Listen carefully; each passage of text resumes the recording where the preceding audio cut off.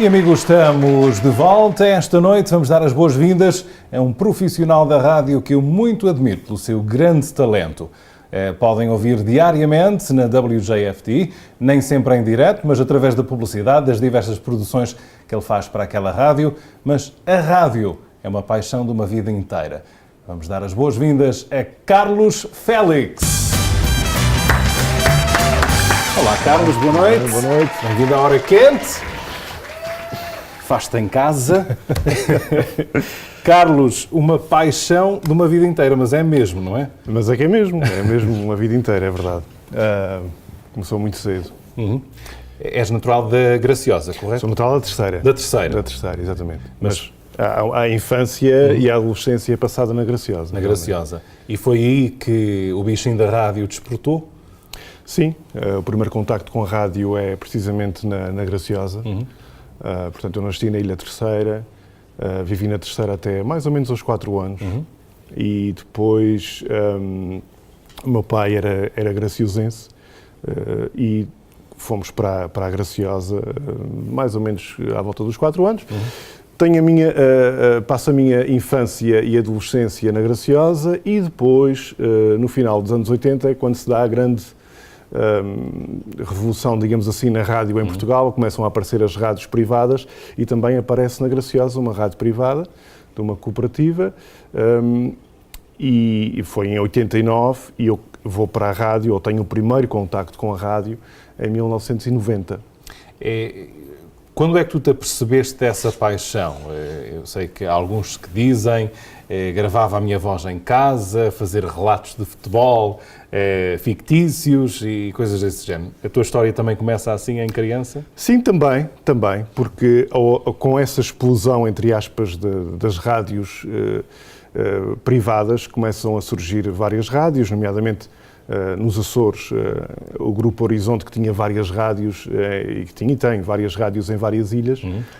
E onde eu vivia na Graciosa tinha também estava sempre a ouvir rádio, ouvia todas essas rádios, ouvia o Asas do Atlântico, a Rádio Laje, o Rádio Clube de Angra, a RDP, enfim, e então também fazia realmente isso, também muitas vezes gravava a minha voz, não fazia relatos gravados porque não sou muito adepto dessa parte desportiva, mas sim, fazia gravações.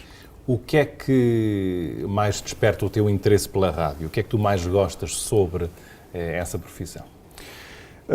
É uma pergunta complicada essa, porque é uma pergunta complicada. Portanto, a rádio é um meio, é uma forma de chegar às pessoas, uma forma muito rápida de chegar às pessoas. É uma companhia também para as pessoas. Portanto, aquela comunicação permanente com as pessoas, informar o ouvinte daquilo que se passa, ser uma companhia muitas vezes através da música e da palavra, tudo isso é realmente bastante gratificante em todo esse trabalho. Fala-se, eu já disse essa palavra, o bichinho da rádio. Uhum. Há profissionais da rádio que dizem que isso existe, há outros que dizem que não existe. Na tua opinião, o bichinho da rádio existe? Já estiveste afastado de rádio durante algum tempo ou desde que começaste tem sido efetivamente? Sim, tem sido sempre consecutivo, embora talvez durante poucos meses tenha estado ligeiramente afastado da rádio no início ainda da carreira e realmente faz bastante falta. Portanto, sim, se calhar podemos ir para a questão do bichinho que está ali, não é? Julgo que esse tempo em que estive afastado da rádio durante pouco tempo, no início, portanto ainda ali no início dos anos 90, fazia-me pensar, ou pensava muitas vezes na rádio e que realmente era aquilo que queria. Não só és um apaixonado pela rádio, eu acho que as duas coisas vão mão em mão, mas também pela tecnologia. Sim. Gostas dos novos brinquedos que são lançados. É uma paixão que surge simultaneamente com a da rádio ou é algo que vem anterior a isso? Bem, sim, a tecnologia é mais ou menos paralelo, portanto são as duas coisas estiveram sempre uma ao pé da outra. Até sonhava com tecnologia no início da rádio que não existia e que mais tarde depois apareceu, não é? Sim. Portanto, sim, sou. Acho que a tecnologia pode ser usada para facilitar e para proporcionar às pessoas que estão do outro lado também uma melhor experiência de rádio. Não necessariamente o que é... Ou seja, não sou uma pessoa de modas. Não quer dizer porque aquilo é novo, deve ser usado e está feito. Não. Desde que nos proporcione uma boa experiência e desde que nos seja útil e prático também, aí sim. O que é que foi a tua primeira função em rádio? A primeira função em rádio foi aprender, portanto, a questão dos giradiscos na altura. Portanto, estamos a falar em 1990.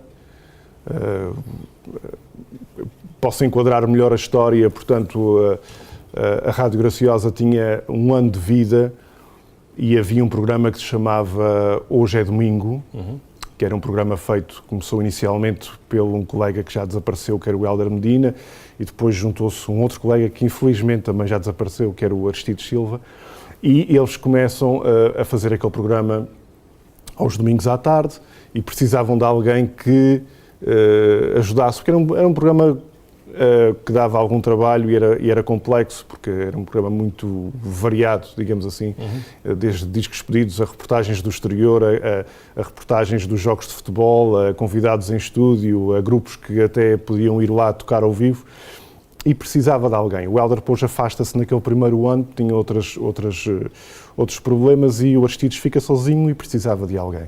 E eles pretendiam que fosse alguém jovem, que na Graciosa tivesse algum interesse na rádio, e foi aí que surgi eu, a partir de uma conversa que o meu pai tem com uma outra pessoa que estava na Rádio Graciosa. Disse: olha, o meu filho tem gosta daquilo, ele que apareça lá. E assim foi. E depois foi realmente dessa forma, giradiscos, cassetes, tudo o que se usava na altura a preparar tudo aquilo para os convidados, para os discos pedidos que eram feitos, as pessoas pediam, tinha que preparar os discos e por aí fora. Quanto tempo tiveste na rádio na Ilha Graciosa? Portanto, na rádio na Ilha Graciosa estive desde 1990 até muito perto do final, até muito perto de 97.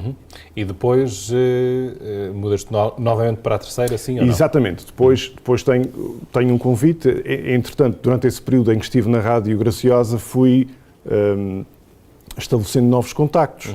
Portanto, as rádios nacionais, como a Renascença, como a Antena 1 e por vezes também a TSF, necessitavam de alguém na Graciosa que pudesse reportar alguma coisa que não é que aconteça com muita frequência, mas alguma coisa, algum temporal, alguma coisa do género, e queriam alguém que lhes pudesse dar essa informação ou fazer alguma reportagem.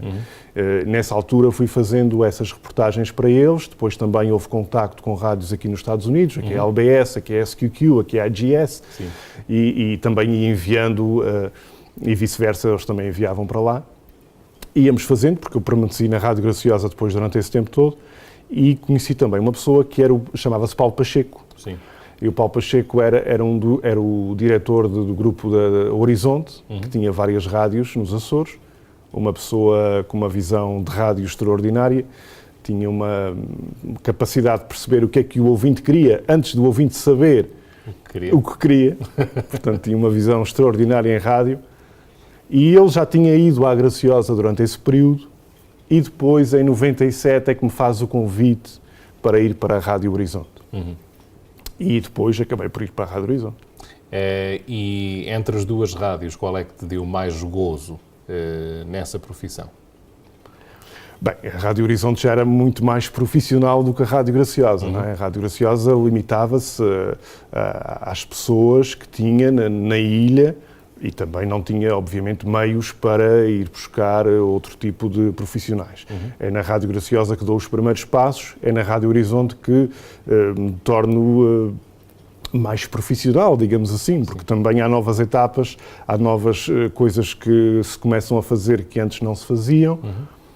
Também houve formação, enquanto estava na Rádio Graciosa tive formação, através do Centro de Formação para Jornalistas, na altura com o Orlando Raimundo, que era diretor do Jornal Expresso, depois mais tarde também com José Rodrigues dos Santos, mas depois é na Rádio Horizonte que aquela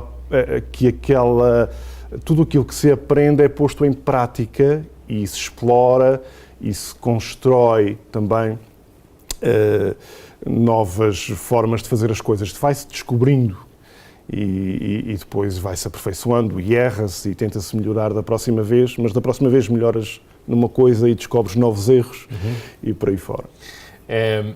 Tu és excelente tanto na produção como em locução, mas o que é que gostas mais? Qual é o lado da rádio que tu mais gostas entre esses dois mundos? Eu gosto das duas coisas, mas a produção realmente dá-me um gozo muito maior.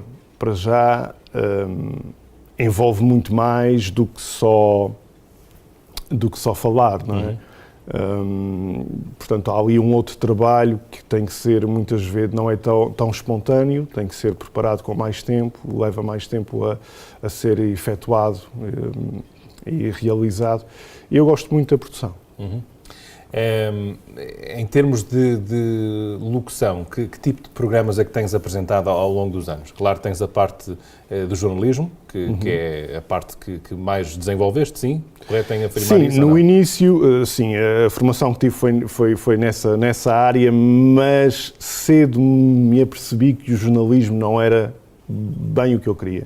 Não era aquela paixão dentro da... Não era aquela paixão, mas foi muito importante para a carreira e sem dúvida. E em termos de programas, que tipo de programas é que tens apresentado ao longo dos anos?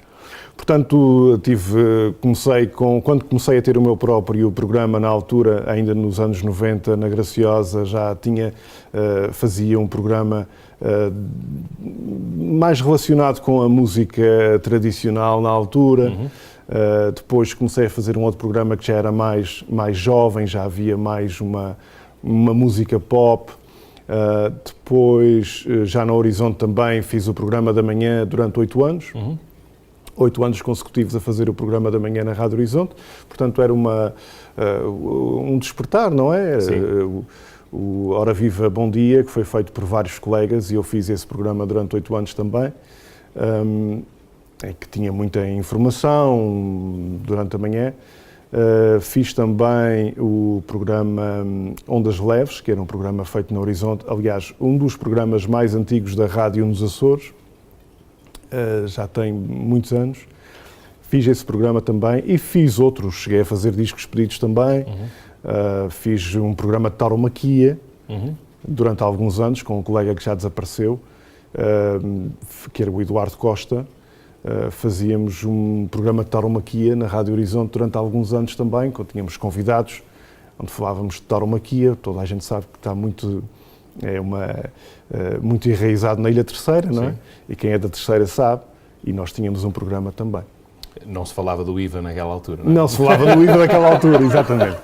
Eu também já agora gostava só de referir que, embora tenha trabalhado na Horizonte, foi sempre na Horizonte da Ilha Terceira. E na Top Rádio mais tarde foi sempre na Ilha Terceira. Embora também existissem a Rádio Horizonte e São Miguel, em que nós produzíamos na Terceira também muitas vezes aquilo que saía em São Miguel, mas foi sempre na Terceira. Quando eu comecei a fazer rádio foi com o Diogo Pimentel na Rádio Ponte. Eu sei que houve uma parceria numa certa altura também. O programa Ponte da Saudade, não é? Exatamente. Chegaste a apresentar esse programa? Eu julgo que sim. Assim, talvez a introdução da tua voz aqui na comunidade também, muito antes. Não tenho agora bem presente, mas sim. Tinha realmente e, portanto, conheci bem também o Diogo Pimentel. Nessa etapa da tua carreira, ainda nos Açores, o que é que tu achas, ou o que é que foi, na tua perspectiva, o maior desafio em rádio que tu tiveste? Eu, pessoalmente? Pessoalmente. Bem, em termos de rádio, as coisas nem sempre são fáceis. E acho que é muito difícil conseguir-se agradar a toda a gente. Principalmente aos ouvintes, não é? Claro. E acho que essa é uma das partes mais difíceis, que é conseguires que o ouvinte goste daquilo que está a ouvir, que queira continuar a ouvir, e que principalmente em rádios privadas em Portugal, que só vivem exclusivamente da publicidade, que o ouvinte queira voltar a ouvir depois da publicidade. Pois é. Portanto, acho que foi, porque quando se faz por gosto não há assim grandes obstáculos e não tive assim grandes problemas. Há alguma altura da tua vida pensaste noutra carreira, a não ser rádio? Não, eu fiz tive vários trabalhos enquanto estudava, também trabalhava e era na Ilha Graciosa, porque é uma ilha pequena, como toda a gente sabe, e fiz vários trabalhos, fazia as férias de um, as férias do outro, trabalhei numa bomba de gasolina, trabalhei num snack bar, trabalhei em vários sítios, tinha que aproveitar o que aparecia, claro. Também fazia rádio, e isso também foi bom, porque deu-me uma melhor experiência de vida. E não, julgo que foi sempre a rádio. Muito bem. Vamos fazer agora um intervalo. Voltaremos para a próxima etapa, que é a etapa Estados Unidos e essa ligação à WJFD, que já conta com quantos anos? 5 anos. 5 anos. Portanto, senhoras e senhores, vamos fazer essa viagem pelos últimos 5 anos de carreira de Carlos Félix, logo a seguir a este intervalo. Fique connosco.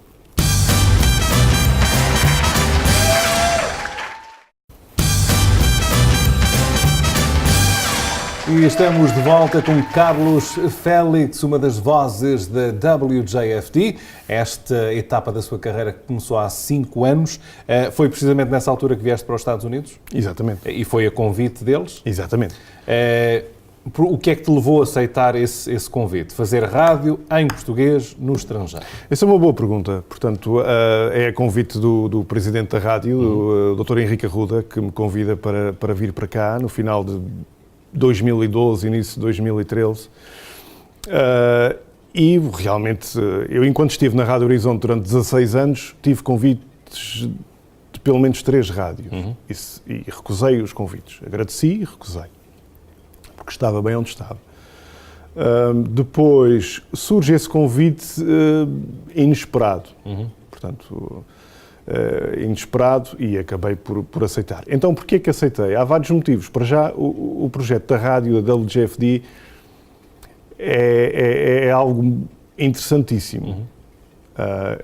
É muito interessante. Depois, também, há a questão da dimensão da rádio, porque julgo muitas vezes que as pessoas não se apercebem da dimensão que a rádio tem, e dimensão em termos de cobertura, de onde chega, o território que atinge, e é muito, e foi também bastante motivador. E depois a nível pessoal também, portanto eu tenho 2 filhos adolescentes, e que a nível pessoal também foi importante, porque embora haja muitas oportunidades em Portugal, e vive-se muito bem em Portugal também, nos Estados Unidos já há sempre mais oportunidades. Lá existem oportunidades, aqui existem mais oportunidades. E também foi importante nessa parte pessoal, o futuro dos filhos também. Em relação à rádio, foi realmente muito interessante o convite, e depois de ver bem tudo, porque eu costumo analisar as coisas, não costumo fazer as coisas de um dia para o outro. Sim. Depois de analisar tudo, achei que valia mesmo a pena. É uma carreira de rádio que já contava com cerca de 25 anos, antes de vir para os Estados Unidos. 24, 23, sempre aí. Foi um choque inicial, porque acredito que fazer rádio em português para os portugueses é uma coisa, e fazer rádio em português para os portugueses imigrantes é outra. Sim. Foi um choque de início? Não foi um choque. Não foi um choque, porque eu estava bem a par da realidade, já sabia ao que é que vinha. Já tinha estado cá várias vezes, aliás tenho família cá, aliás sou a 4ª geração da minha família. Sim. Portanto a minha bisavó já vivia cá, a minha avó já vivia cá, a minha mãe já vive cá, portanto eu tinha contacto com a realidade. Sim. E depois, mesmo através da rádio, com a questão das rádios, neste caso da Califórnia, isso, em que havia aquela experiência, portanto tinha algum contacto com a realidade. Não foi um choque. Admito que seja um pouco diferente, mas não é um choque. Mas também portanto, é sempre uma questão que se consegue. Eu sou uma pessoa que se adapta muito bem às circunstâncias. Adapta-se muito bem às circunstâncias. É uma das boas características que eu julgo que tenho. Eu adapto-me rapidamente. Portanto, desde que chegaste à WJFD, também tens contribuído para muitas alterações dentro da rádio. Tudo pela positiva, não é? Chegas numa altura onde também a administração aposta mais na tecnologia, nas novidades. Hoje, achas que a WJFT é uma rádio diferente do que há 5 anos? Eu julgo que sim, porque a rádio já estava a sofrer uma transformação antes de eu chegar. Sim. E essa transformação continuou. E continua, e está a decorrer neste momento. Mesmo hoje e ontem temos material que está a ser instalado novo. Sim. Que nos permite fazer outras coisas e ter uma capacidade maior do que tínhamos antes. E sim, a rádio tem diferença, mas é uma transformação que julgo que não vai parar, vai continuar. Não é todos os dias, claro, mas vai se adaptando aos tempos, os tempos vão mudando, as coisas são diferentes e a rádio continua sempre.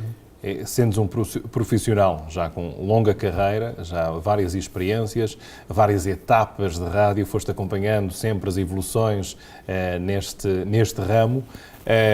Aqui nos Estados Unidos, e eu acho que é algo que todos nós na comunicação social aqui estamos a procurar, é a forma de garantir uma certa longevidade da comunicação social portuguesa nos Estados Unidos. Achas que há algum segredo para isso?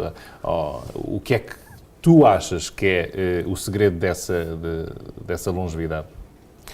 Bem, é uma questão meio complexa, Sim. É uma questão complexa nos dias de hoje, mas julgo que a proximidade com as pessoas e de todas as idades é muito importante, porque há várias gerações que apoiaram a comunicação social portuguesa nos Estados Unidos, seja rádio, seja televisão, seja jornal, durante muitos anos, e essas pessoas têm que continuar a sentir que a comunicação social portuguesa está também com eles ou também é feita para eles.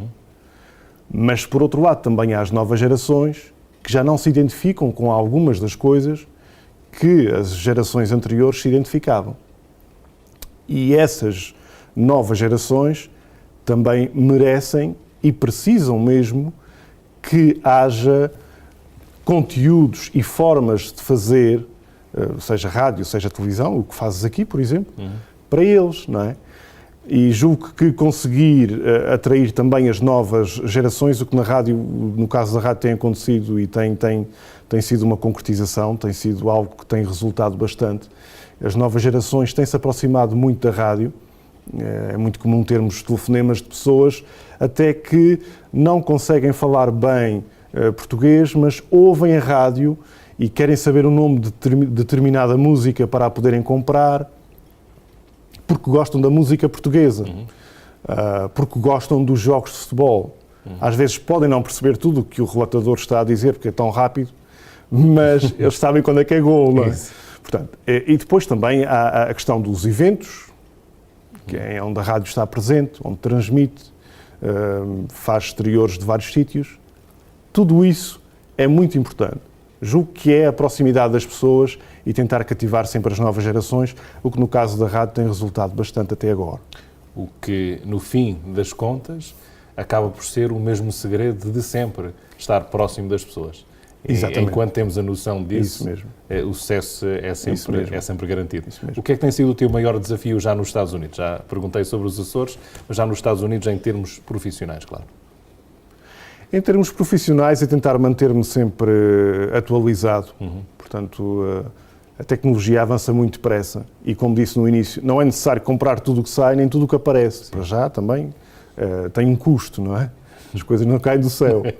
mas estar a par da informação, estar a par de todas as os novos produtos que possam de alguma forma contribuir para todo esse trabalho de proximidade entre a rádio e as pessoas seja melhor, para que o ouvinte também sinta que a rádio está mais perto de si, Nós temos neste momento já 3 estúdios digitais móveis em que podemos fazer, por exemplo, uma transmissão de um sítio qualquer sem qualquer fio. E conseguimos estar com o mesmo som que temos dentro do estúdio. Ok? O que antigamente tínhamos alguma dificuldade.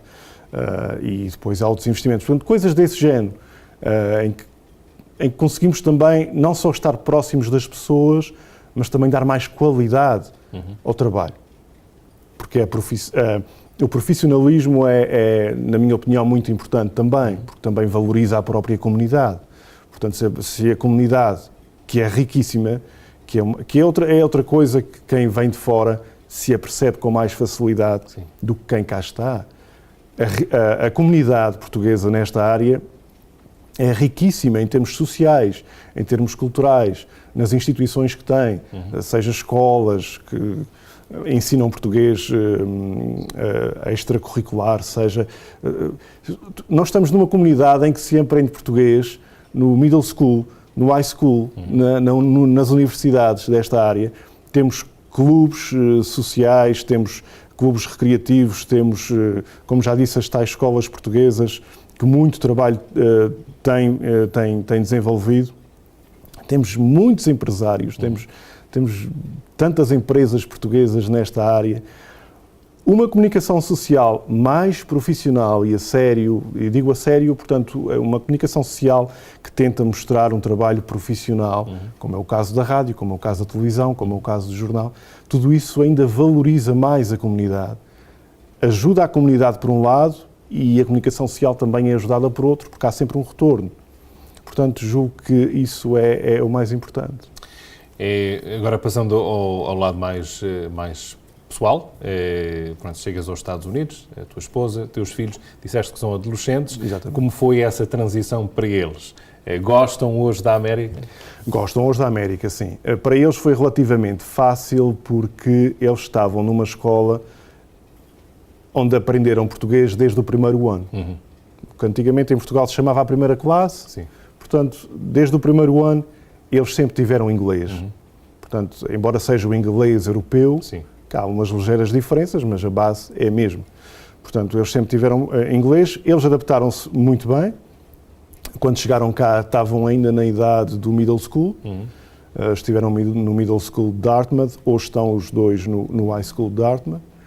A minha mulher também adaptou-se muito bem, também é uma pessoa que tem uma capacidade extraordinária. Aliás, se não fosse por ela, eu não estava aqui hoje. Sim. Não é só a questão de estar aqui nos Estados Unidos, é a questão de estar mesmo nesta área profissional, porque ela sempre me apoiou bastante e devo muito a ela daquilo que sou hoje também, portanto. E em família já tiveram a oportunidade de viajar um pouco dentro dos Estados Unidos? Sim, sim. O que é que mais gostaram até agora? Nós gostamos muito de viajar. Já viajamos, já estivemos em vários sítios dos Estados Unidos, para conhecermos também um pouco, porque eu tento me informar sobre as coisas e sei como é que a América, no geral, é tão diferente, consegue ser tão diferente. Não é, muitas vezes há aquela ideia de quem vem cá de férias ver o familiar aqui ou noutro sítio qualquer da Nova Inglaterra, pensa que a América é aquilo, mas a América é muito mais do que aquilo. E é isso que nós gostamos de tentar ver. Gostamos de ver como é que as realidades são em estados, noutros estados, como é que as coisas são, e nem sempre são como pensaríamos inicialmente que eram, mas nós gostamos muito disso. Gostas mais de um turismo natural, um turismo histórico, um turismo comercial? Que tipo de turismo é que tu gostas mais? O turismo comercial nem tanto, Não. nem tanto o turismo comercial. Eu gosto de um turismo cultural e também histórico. Tivemos há poucos meses em Washington, D.C., precisamente por isso também. Sim. E, portanto, também tivemos na Virgínia, já tivemos em vários estados aqui à volta também. Sim, não tanto o turismo comercial. Não vou tanto às compras. Exato. Vou mais para ver e para... Nós vamos para ver e usufruir daquilo. Agora tenho outra pergunta a fazer que não tem nada a ver, mas como é que consegues te manter tão magro sabendo que a tua mãe faz doces, que é uma maravilha? É que vejo no Facebook que ela faz uma série de doces. Pronto, eu já sou fortinho. Se visse-me estes doces todos, nunca mais. Gostava de ser um pouco mais magro. Já fui muito mais magro, muito mais magro. Também já fui mais gordo. Mas pronto, é complicado. Muito bem. Carlos, em termos de programa diário, não há um horário fixo para ti em termos de programa no ar, ou é esporádico em termos de... Não, eu tenho um horário fixo, portanto, eu faço às terças e quintas, das 10 às 2, que é um programa do Jorge Moraes, o diretor da rádio. Nós intercalamos, eu faço às terças e quintas, ele faz às segundas, quartas e sextas. Depois também tenho um programa ao sábado de manhã, das 7 às 10 da manhã, e depois há sempre alguma alteração que seja necessário fazer e estamos sempre disponíveis. Aliás, a rádio é uma das coisas que mais me fascina na WJFD, o que considero mesmo um privilégio. Já trabalhei em vários sítios e a WJFD é uma família, portanto, aquilo funciona mais como uma família do que como uma empresa. As pessoas são todas amigas, estão todas, colaboram muito uns com os outros e, portanto, não há qualquer questão nesse aspecto. Por isso, tanto pode ser necessário fazer um programa porque alguém teve um problema e não pôde estar presente. Exato. Naquele dia teve um problema pessoal, não pode ir, portanto nós estamos sempre disponíveis uns para os outros e assim. Muito bem. Parabéns pelo teu trabalho, Carlos. Realmente sou fã do teu trabalho, és um excelente profissional. E agora passas a ser ouvinte e eu, doutor, qual é o artista que queres ouvir? Vamos terminar então o programa com um artista da tua preferência, para findar aqui a hora quente esta noite. Bem, eu tenho vários artistas, tem muitos, portanto, me referes-te a local ou... Tanto faz. O que tu mais queres ouvir neste momento? Bem, sei lá, olha, vamos ter agora, por exemplo, nos IPMA o João Pedro Paes. Ok, então arrancamos. Aliás, arrancamos não, finalizamos com o João Pedro Paes esta noite. Carlos, muito obrigado. Muito obrigado. Tudo bom para ti, continuação de muito sucesso. Muito obrigado. Obrigado. Carlos Félix, nosso convidado esta noite e, como disse, vamos finalizar com João Pedro Paes, que é artista de cartaz para o IPMA 2019, no dia 18 de maio do próximo ano, nos Itarian. Será este artista que irá receber o Prémio Carreira. Boa noite e até amanhã, se Deus quiser. Tchau, tchau.